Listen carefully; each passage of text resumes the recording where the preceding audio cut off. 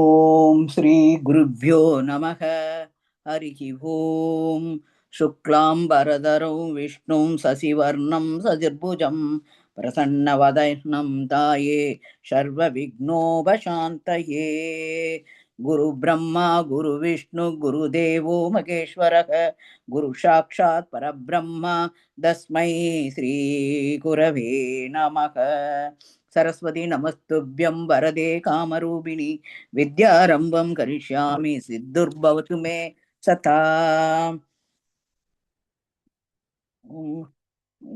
பீதாம்பரம் கரவிராஜித சங்க சக்கர கௌமோதிகி சரசிஜம் கருணாசமுத்திரம் ராதாசகாயமதி சுந்தர மந்தகாசம் வாதாலயேஷ மணிஷீம் ஹிருதி பாவயாமி.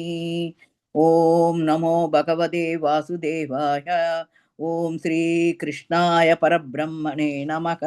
அத श्रीमन्नारायणीयम् सदुर्विंशतितमं दशकं प्रह्लादचरितवर्णनम्।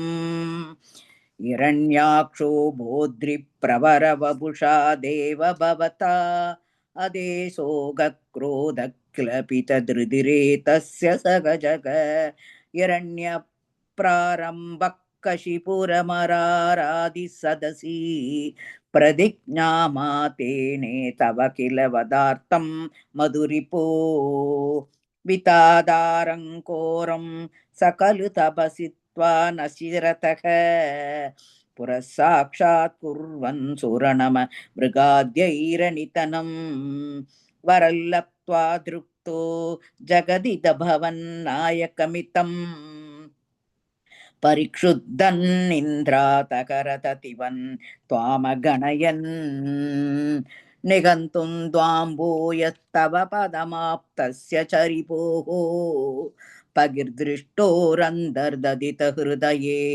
सूक्ष्मवपुषा न तन्वुच्चैतद्राप्य किल भुवनानन्ते च मृगयन् प्यायातौ मत्मा सकलु जिदकाशि निववृते ततोऽस्य प्रह्लादः समजनिसुतो गर्भवसतौ मुनोर्वीणापानेरधिगतभवत् भक्तिमहिमा स वै जात्या दैत्य शिशुरभिसमेद्य त्वयि रतिं कतस्त्वद्भक्तानां वरद परमोदहरणताम् सुरारीणामास्यन् दवचरणतास्यन् निजसुते तदृष्ट्वा दुष्टात्मा कुरुभिरचि शिक्षच्चिरममम् गुरुप्रोक्तं चासाविदमिदमभद्राय दृढमित्यपाकुर्वन् सर्वन् दवचरणभक्तैव ववृते अतीतेषु श्रेष्ठं किमधि परिजुष्टे ददनये पृष्ठे ददनये भवद्भक्त्यौ वर्यामपि कदिति पर्याकुलधृतिः गुरुभ्यो रोषित्वा सकजमधिरस्येत्यभिविदन् वतोपायानस्मिन् व्यधनुत भवत् पादशरणे सशूलैरावित्तः सुभगुमदितो दिग्गजगणैः मकासद्भ्यैदष्टोऽप्यनचन् ग्राहारा विदुत्तः ग्रीन्दावक्षितोऽप्यहः परमात्मन्नयि विपो त्वयि न्यस्तात्मत्वात् किमपि नव निपीडावभजत तत्सङ्काविष्टश्च पुनरदितुष्टोऽस्य जनकः कृत्या दत्केहे तत्केकशिलवरुणपाचैतमरुण क्रोचासान्निध्ये स पुनरनुकान् दैत्यतनयान् भवद्भक्ते तत्त्वं परममभि विज्ञानमशीषत् पिता श्रुण्वन् बालप्रकरमखिलं त्वस्तुति परं रुषान्त प्राहैनं कुलहदगकस्ते फलमिति बलं मे वैकुण्ठस्तव च जगतां चाभिषबलं स एव त्रैलोक्यं सकलमिति धीरोऽयमगदीत् हरे क्वासौ सकलजगदात्मा हरिरिति प्रबिन्दे स्मस्तं चलितकरवालो दितिसुतः अधः पश्चात् विष्णो न हि वदितुमिच्छोऽस्मि सहसा कृपात्मन् विश्वात्मन् भवनपुरवासिन् मृडयमाम् इति श्रीमन्नारायणीये प्रह्लादचरितवर्णनं नाम चतुर्विंशतितमं दशकं समाप्तं। नारायणाखिल गुरो भगवन्नमस्ते, नारायणाखिल गुरो भगवन्नमस्ते। अथ पञ्चविंशतितमं दशकं नरसिंहावतारवर्णनम्।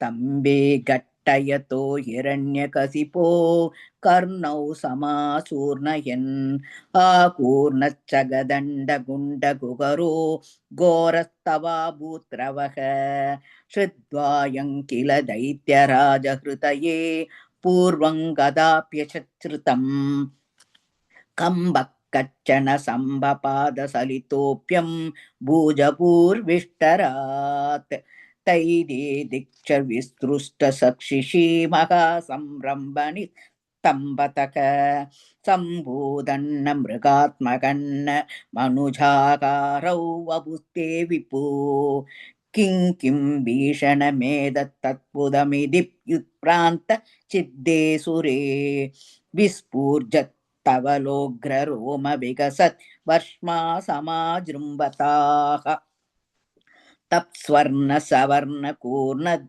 दधिरूक्षाक्षं षडाकेशर प्रोत्कम्प प्रणिकुम्भितां परमहो जीयात् ततेतं वपुः व्याप्तमहादरी सगमुखं खड्गोक्र वल्गन्महा जिह्वा निर्गम दृश्यमान सुमका दंष्ट्रायुघो कोट्टामरम् उत्सर्बत् बलिभंग भीषण हनूरस्वस्तवयीस्त्र क्रीवं बीवरजोच दोत्कदनगत् कूरांसु दूरोल्पनम् व्यामोल्लङ्घि गणागणो बमगण प्रत्वान निर्धावित स्पर्तालु प्रकरन् नमामि भवदस्तं नारसिंहौ बभुः नूनौ विष्णुरयन्निहन्मियं मिमुदि प्रायं गता भीषणं दैतेन्द्रं समुपात्वन्तमधृता तोर्भ्यां पृथुभ्याममुम् वीरो निर्गलितोदगड्बलखौ